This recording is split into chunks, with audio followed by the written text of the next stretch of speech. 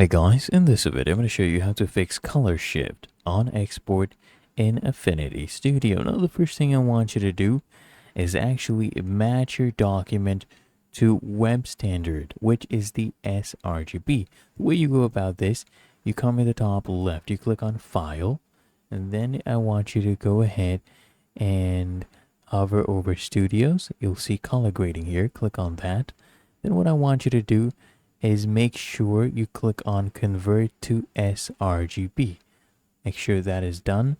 And when you are actually creating a new document, I suggest that the color profile used is actually sRGB, and then you create your document.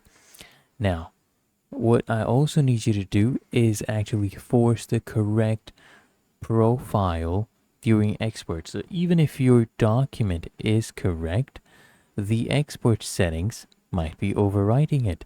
So you come to the top left, you click on File, you hover over Export, click on Export. Now when you're exporting, you choose either your JPEG, PNG, or any file format. What I need you to do though is come here under Advanced, and I need you to make sure that the ICC profile is not using this one right here, which is Use Document Profile. Don't leave it on this option. If you're still seeing shifts, what you need to do is choose this one, sRGB, and make sure Embed ICC Profiles is actually toggled on. This basically tells other apps exactly how to read the colors, and then you can go ahead and export. You should not have any issues.